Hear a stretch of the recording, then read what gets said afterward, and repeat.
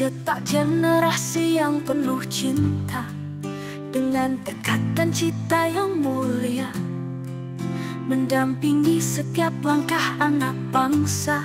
Oh guru. Assalamualaikum warahmatullahi wabarakatuh, Pak. Bapak, selamat pagi. Mohon maaf mengganggu waktunya sebentar, Bapak. Saya ada tugas dari kegiatan guru penggerak, mewawancarai Bapak. Tujuannya untuk mengetahui pengambilan keputusan yang berbasis nilai-nilai kebijakan Bapak sebagai kebijakan Bapak sebagai seorang pemimpin. Mungkin tidak akan terlalu lama, Pak, hanya 15 menit mungkin ya, Pak. Bisa Bapak? Ya. Ini Pak, Bapak sudah berapa lama Pak menjabat sebagai kepala sekolah? Di sini? Iya. Oh, seluruh gitu. Kalau seluruhnya di sini kan baru 2 tahun. Seluruhnya sejak 2014 tuh.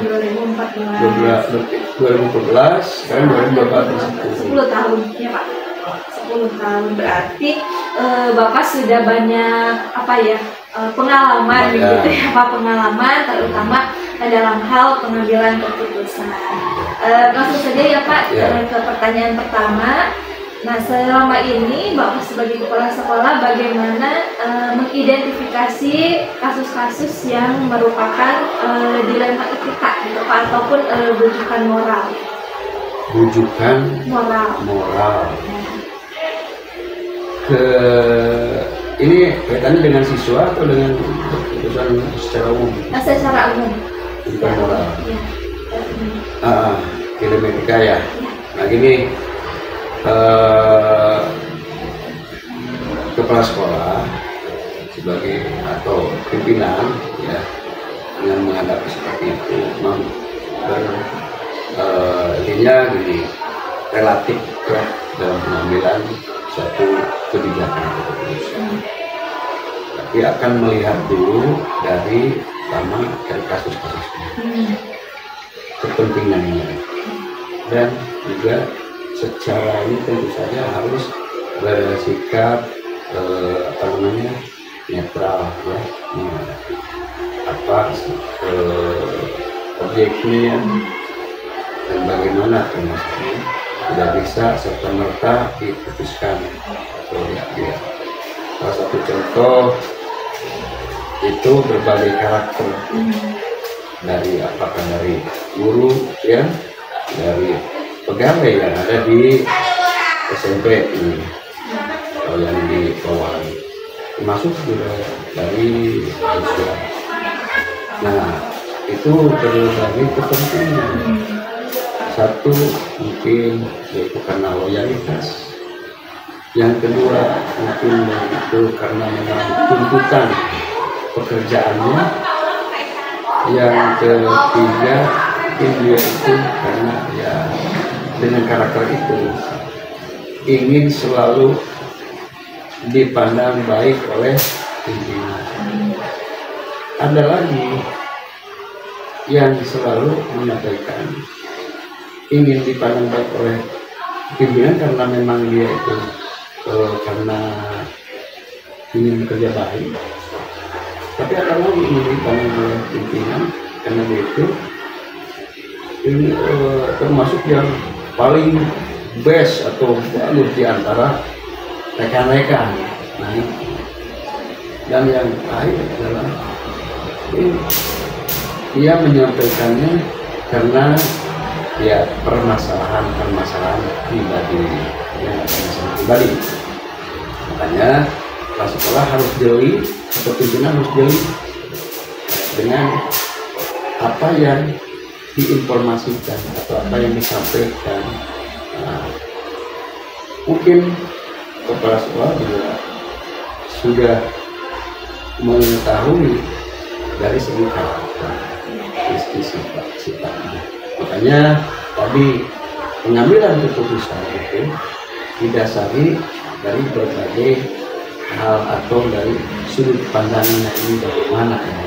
Karena tadi lihat dari siapa penyampainya dulu dan harus dilihat dulu apakah di cross check ya, jadi tidak langsung mempercayai apa yang disampaikan oleh apakah anak buah atau guru atau siswa siapapun itu, maka ini akan menjadi suatu keputusan.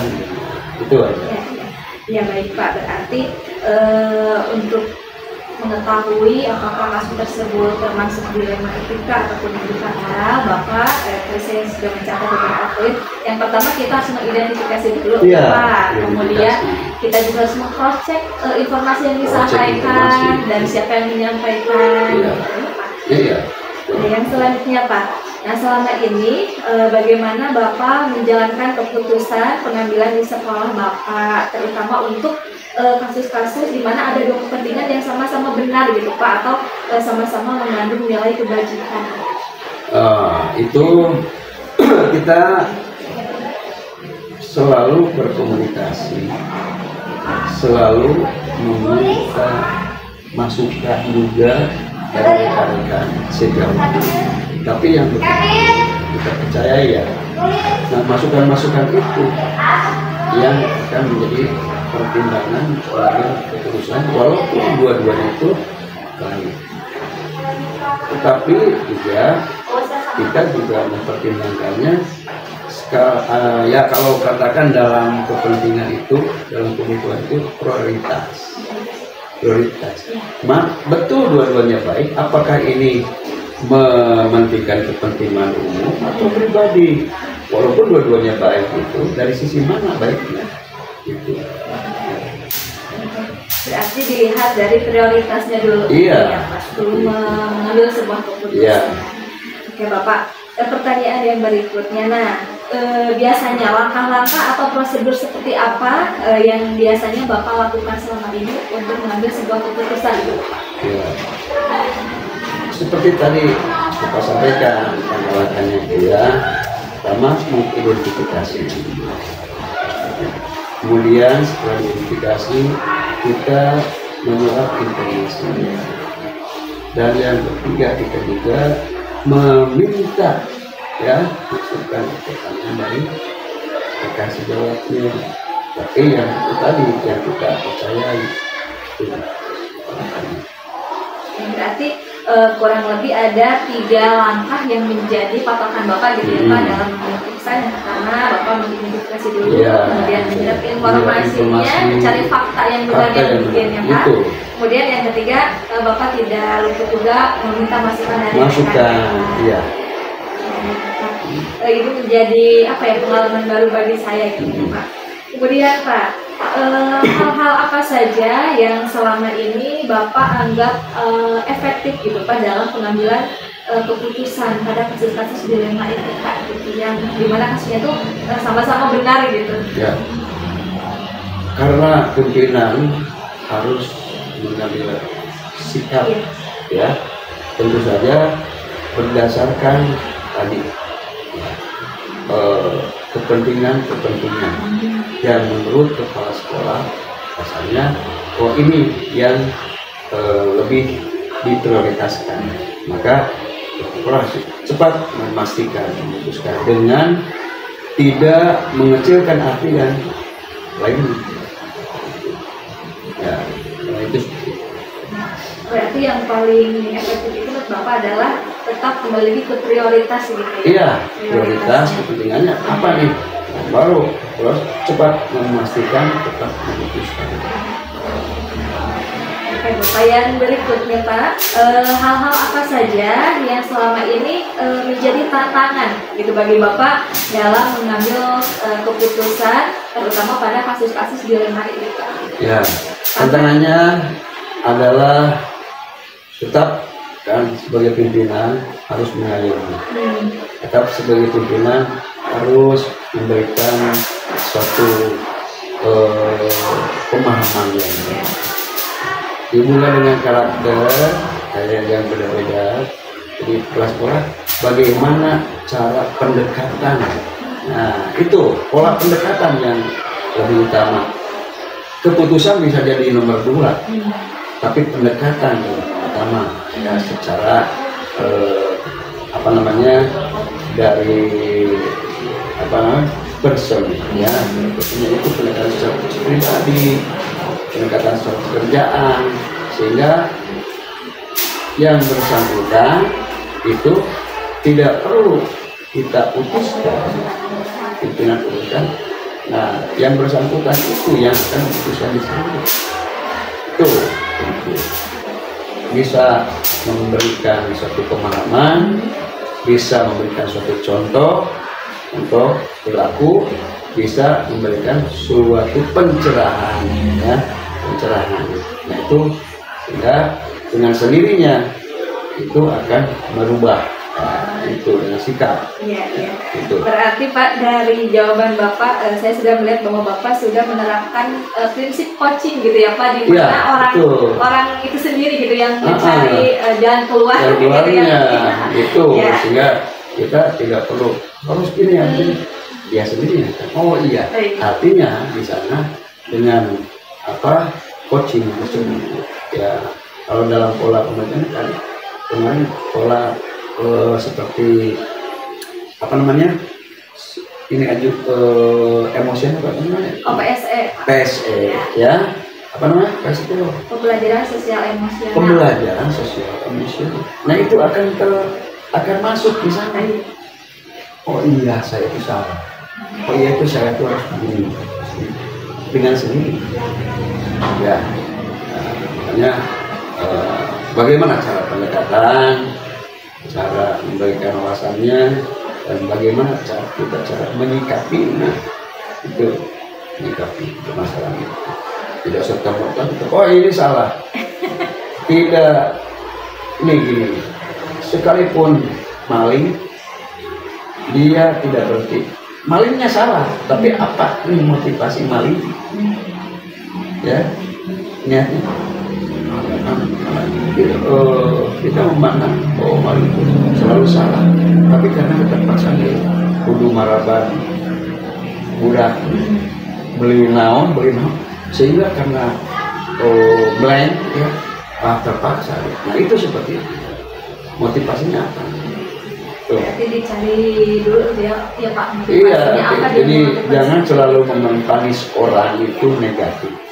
Ya, tidak karena semua orang juga berpotensi atau berpikiran positif semuanya. Gitu. Ya. Luar biasa sekali gitu ya Pak. Selain dari menyelesaikan permasalahan, ternyata Bapak juga sudah menggunakan prinsip-prinsip coaching gitu ya Pak, Ya. terhadap sesama. Ya Pak, yang berikutnya, kemudian apakah Bapak memiliki jadwal tertentu gitu Pak untuk menyelesaikan suatu kasus gitu?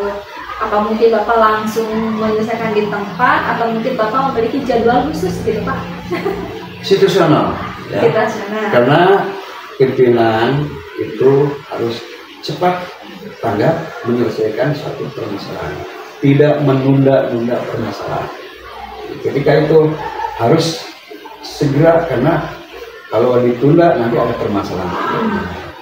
Jadi Bapak itu saya tanggapi ya permasalahannya, dan selesaikan permasalahannya, putuskan. Itu. Berarti tidak ada jadwal khusus gitu ya Pak, jadi dilihat dari sebagaimana kasus tersebut urgensinya, ya, prioritasnya. bagaimana urgensi dari permasalahan itu. Kemudian ini masih ada 2 pertanyaan lagi Bapak. Adakah seseorang atau mungkin faktor-faktor yang selama ini mempermudah atau membantu Bapak gitu dalam pengambilan keputusan? Ya itu kan kita ada sesuai dengan tupoksinya, tugas dan fungsinya. Apa permasalahannya? Kalau di sekolah kan ada permasalahan kurikulum, ada permasalahan kesiswaan siswa. Kalau masalah pembelajaran guru, tentu saja komunikasinya dengan wakasek kurikulum. Kalau permasalahannya siswa, permasalahannya pembina, misalnya guru-guru, itu dari kesiswaan. Masalahnya dengan bagaimana nih masalah sarana, masalah kaitannya dengan umum dan yang masalah-masalah umum kekeluargaan ya, kekeluargaan tuh ini kaitannya dengan apa namanya hubungan sosial, itu masalah komunikasi dengan seperti itu tadi ya Pak, fungsi dari mengidentifikasi dulu karena nantinya juga akan berdampak dengan siapa Bapak nanti akan bermitra untuk menyelesaikan kasus tersebut. Iya, nanti guru BK, pembina OSIS, karena kita juga karena kita kepala sekolah yang lugas, kelas juga harus menghargai. Kan misalnya kaitannya dengan OSIS ya, misalnya Bapak komunikasi dan pembina OSIS. Kaitannya dengan ini siswa nih, wali kelas dulu, pasti, ya gitu kan. Nah Pak, selama 10 tahun gitu ya Pak, Bapak menjadi kepala sekolah, pernah tidak Pak mungkin ada kasus yang mengharuskan Bapak melibatkan dari pihak luar? Alhamdulillah, ya pernah melibatkan dari pihak luar karena memang itu kasusnya itu melibatkan orang luar. Saja ini komunikasi dengan yang terkait. Pernah. Baik Bapak, pertanyaan terakhir, dari semua hal yang telah disampaikan, gitu ya, Pak, pembelajaran apa yang dapat Bapak ambil gitu Pak dari pengalaman Bapak dalam memutuskan sebuah kasus dilema etika dalam pengambilan keputusan? Pembelajarannya adalah kembali ke Bapak sendiri, yaitu satu masalah introspeksi terhadap kelemahan-kelemahan. Karena di sana ada ilustrasi gambarnya untuk orang lain, gitu ya. Kemudian Bapak selalu merasa ini kan semuanya adalah pembelajaran.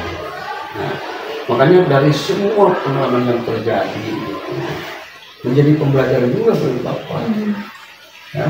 Karena kita juga kan harus menyampaikan, memberikan ini kepada orang lain. Nah, Bapaknya sendiri harus ya belajar bijak, belajar sabar, belajar toleran. Nah, semuanya ada sana. Jadi semuanya akan kembali ke diri Bapak sendiri. Dasar semuanya itu dari dasar pengalaman yang kembali ke Bapak juga proses pendewasaan, proses kebijakan pendewasaan. Semuanya dari pengalaman. Waktu yang akan merubah kita, merubah emosi, ya, merubah tatanan kebijakan, merubah wawasan, ya semuanya itu. Betul Pak, saya sangat setuju. Pengalaman adalah lebih terbaik. Ya, betul. Saya setuju Pak bahwa semakin berpengalaman maka akan semakin bijak juga keputusan yang diambil gitu. Karena mengambil sebuah keputusan itu merupakan sebuah keterampilan mungkin gitu ya Pak yang perlu diasah, dilatih terus gitu. Dan tidak semua orang begitu ada itu tuh bisa menentukan, bisa memutuskan. Kasus-kasusnya itu kan relatif, karena juga kasus itu menurut kita benar belum tentu menurut orang lain itu ya. Terima kasih Pak atas kesediaannya berbagi pengalaman dengan saya. Amin Bapak. Lancar. Ya doakan semoga saya bisa menyelesaikan program guru penggerak ini dengan lancar gitu ya Pak. Bapak semoga sehat selalu Pak. Terima kasih banyak untuk waktunya Bapak. Saya akhiri. Assalamualaikum warahmatullahi wabarakatuh. Bangsa berkarya menerangi jalan penuh asa, dengan hati yang tulus dan penuh semangat, kami siap melangkah bersama memajukan bangsa.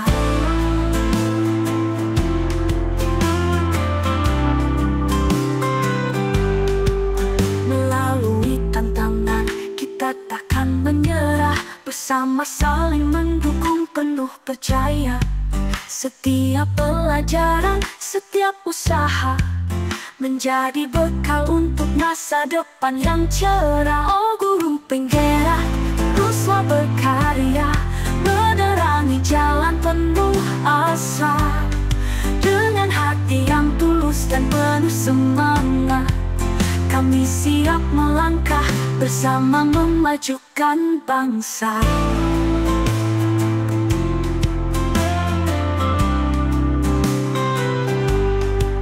Kita bawa perubahan harapan di tangan, pendidikan yang berkualitas adalah misi kita. Dengan cinta dan dedikasi, kita wujudkan impian untuk negeri tercinta. Guru penggerak, teruslah berkarya, menerangi jalan penuh asa.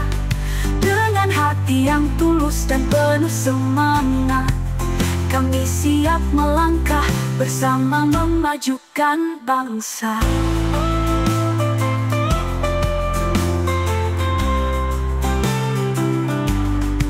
Semangat takkan pudar, cita takkan padam.